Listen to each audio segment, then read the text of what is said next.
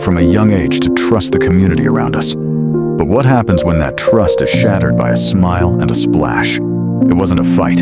It wasn't an accident. It was a choice.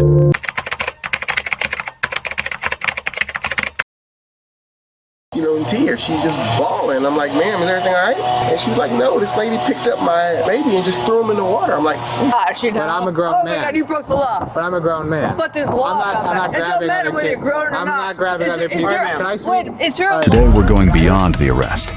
We're dissecting a case that asks a chilling question. Does good intent protect you from the law when you put a child's life at risk? Stick around, because this isn't just about a pool. It's about the boundaries we take for granted. I open the gate and the lady's sitting there holding a baby and she's, you know, in tears. She's just bawling. I'm like, ma'am, is everything all right? And she's like, no, this lady picked up The footage begins not with the incident itself, but with the immediate aftermath. We see a father leaning against a vehicle, visibly shaken as he recounts the events to the responding officer.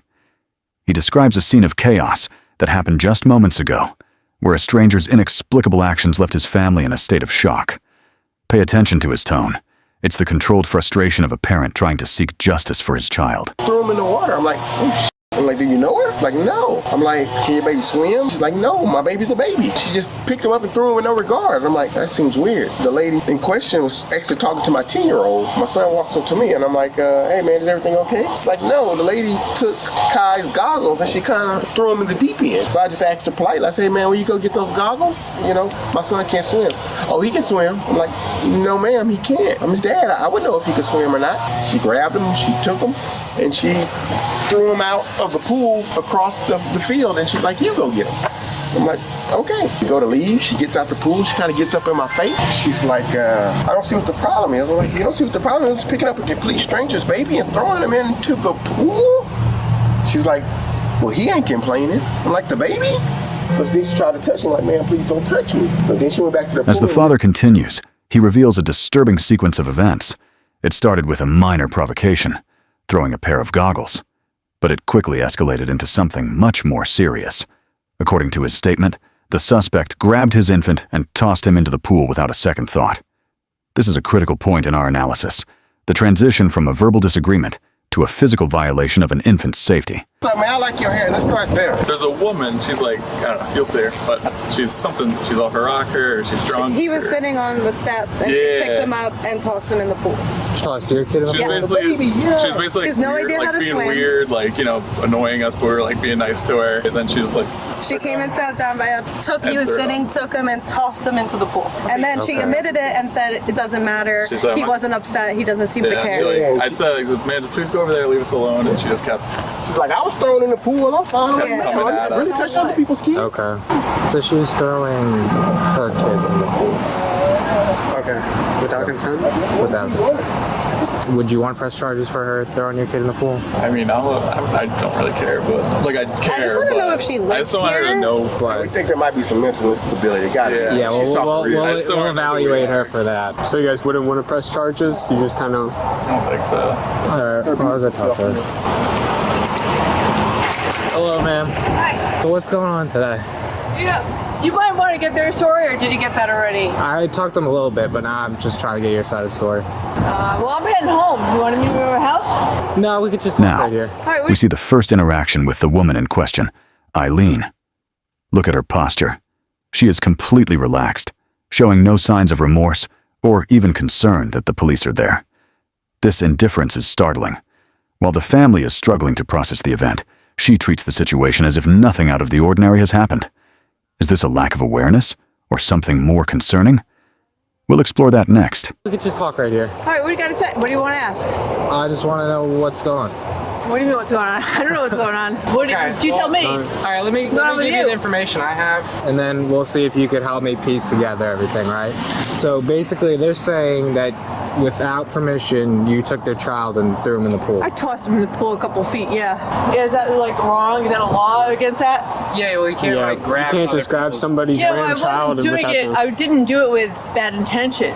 If because you had bad intentions, maybe we could have something happen. happening.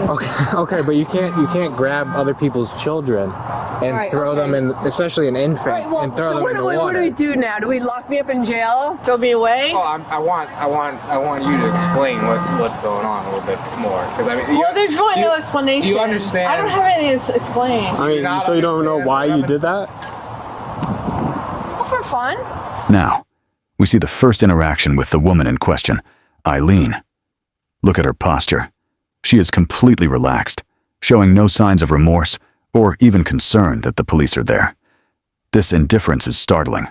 While the family is struggling to process the event, she treats the situation as if nothing out of the ordinary has happened. Is this a lack of awareness or something more concerning? We'll explore that next. For fun, but it's not your child. That was okay with them? Actually, no, I didn't actually get pre-permission. Did you get permission from your parents? Notice her logic here. She openly admits she didn't have permission, yet she acts as if the lack of consent is a minor detail. For American viewers, personal space and parental rights are sacred. Eileen's failure to recognize the gravity of touching someone else's child without consent is a massive red flag for her mental state at that moment. She is essentially rewriting the rules of social conduct to suit her own whims. Eileen attempts to normalize her behavior by citing her own past, claiming she was thrown into pools as a kid and turned out fine. This is a classic cognitive bias. She is projecting her personal experiences onto a baby who doesn't even know how to swim. The danger here isn't just physical, it's the complete lack of empathy for the child's potential trauma. As the officer points out, his job is to uphold the law, not her personal pool rules. This brings us to a major debate. Is Eileen showing signs of a mental health crisis, or is this a case of extreme entitlement? Many people in the comments of the original video argued she should have been taken to a hospital, not a jail. What do you see? A woman who lost touch with reality, or someone who simply thinks she's above the law? Let's see what happens when the sergeant arrives. It's like And crazy. Talk to them a little more. I mean, I don't think that they Eileen, have... what's your last name, Eileen? You know what? I'm sorry. I don't really think they have a complaint. Eileen, what's your last name? Complaint. You really want to do this? Eileen, what's your last name? It is you. That's it? Or. You have a middle name, Eileen? Yeah, I do. Do you? I do. What's Okay. your middle name? Why? What's your middle name? Why do you want to know it? I need to know it to identify Why? you. Oh, well, you know what? You don't. Ma'am, look, I'm Sergeant Cavis with the Sheriff's Office. The dynamics change entirely when the sergeant steps in. In the U.S., a supervisor's arrival usually means the period of casual questioning is over. Watch how he stands. Authoritative, yet calm. He's not there to argue. He's there to enforce the law. At this moment, the police are faced with a dilemma. The parents are hesitant to press charges, but the crime of battery has clearly been committed. The officers must decide if Eileen is a threat to the public that cannot be ignored. Office, I'm one of the supervisors. You put your hand on a kid against their will. This is a crucial lesson in Florida law. Battery doesn't require a physical injury or a bruise.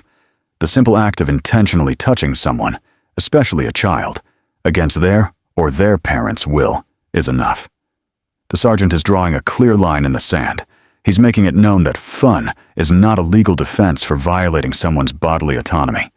Even if the child isn't hurt, the act itself is the crime. That is a crime in this state. I did not know. I'm talking. I I'm did not- talking. I'm talking. You people. All All right. That's my back. Yes. Thank Give you, me your folks. Look what you're doing. Look what you've done. No, ma'am, you did this yourself. They didn't even want to press charges, but we got to identify you. So you're at least going to jail for resisting now? You want to play games? This is what you get, okay? Now, look at Eileen's reaction. Instead of complying to de-escalate, she chooses to resist. In most states, resisting an officer without violence is a secondary charge that can lead to immediate jail time. By playing games with her identity and refusing to move, she forces the officer's hands. They didn't want to arrest her initially, but her own behavior made it the only option left on the table. If you were the officer on scene, would you have let her go with a warning if she had just apologized? Or do you believe that once you touch a stranger's child, there's no going back? The line between a mental health evaluation and a jail cell is often decided by the suspect's next move. Let's see how Eileen's defiance leads to her final destination. I like your hair. Let's start there. There's a woman, she's like, I don't know, you'll see her, but she's off her rocker, or she's drunk. He was or- sitting on the steps and she Yeah. picked him up and tossed him in the pool.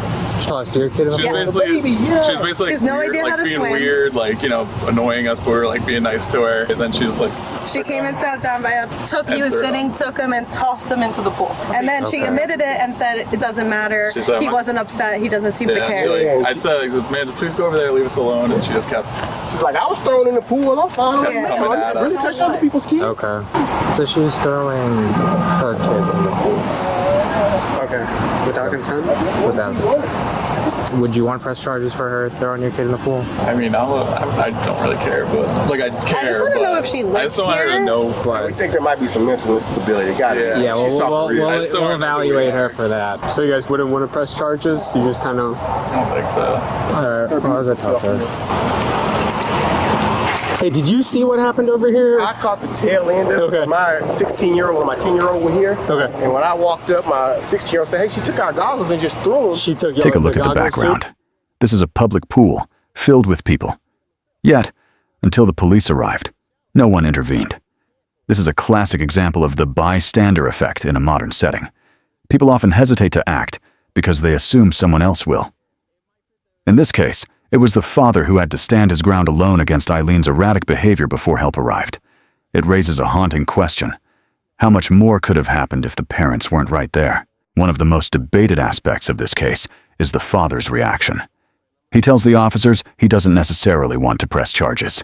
He just wants her away from his family. This is parental grace in its rawest form. For many American viewers, this is hard to swallow. They want to see immediate justice. But for this father, the priority wasn't revenge. It was the immediate safety and peace of his children. He chose de-escalation over a legal battle, showing a level of restraint that most people find impossible to maintain. Kind of got up in everybody's face. Just being Okay. man. I thought Okay, she was mentally unstable or something like that. I think that's where we're at right now. Yeah. It might fit the statute for robbery by sudden snatching, by her taking the goggles and chucking them, depriving him of his property. Are you interested in pursuing charges for that, or do you want to just see if we get her evaluated? Okay. Get her some help and get her away from my kids. Okay. Even though the parents were hesitant, the state of Florida has a duty to protect. The officers realized that Eileen's behavior wasn't just a one-time mistake. It was a public safety risk. By taking the decision out of the parents' hands, the police ensured that this behavior wouldn't be repeated with another child 10 minutes later. Sometimes, justice has to be served even when the victims are too kind to ask for it. If your child was thrown into a pool by a stranger, would you be as forgiving as this father? Is his calm demeanor a sign of incredible strength, or did he let her off too easy? This is where the internet is divided. Some call him a hero for his patience. Others say his lack of aggression invited more trouble. What's your take? Well, you know what? I didn't commit a crime either, sir. But you're committing one right now. It's called kidnapping, holding somebody against their will. That's what it is, and that should be a crime. And if it's not, then whatever. Even as the siren fades, Eileen remains in a state of total denial. She calls her arrest kidnapping and claims she did nothing wrong. This is the ultimate disconnect from reality. In her world, she is the victim, and the legal system is the aggressor. But the law doesn't care about your personal feelings or your fun. It cares about the fact that a helpless infant was put at risk by your hands. Here is the reality Eileen had to face in court. She was charged with felony child abuse and resisting an officer without violence. Ultimately, she pleaded no contest to the felony charge. The judge withheld adjudication, but sentenced her to 2 years of probation. This means, while she avoided a formal conviction on her record for now, the legal system will be watching her every move for the next 24 months. For a 30-second joke, she paid a 2-year price. As we close this case, let's remember the most important lesson. Safety is never a game. A child can drown in inches of water in less than a minute. When a stranger crosses that line, it's not just an insult, it's a danger. Now, I want to leave you with 5 questions to think about. 1. Was 2 years of probation a fair sentence for this act? 2. Should the police have taken her for a mental health evaluation instead of jail? 3. Does the father's calm reaction show strength or a lack of urgency? 4. If you were a bystander, would you have stepped in sooner? 5. And finally, how do we rebuild trust in our public spaces after incidents like this?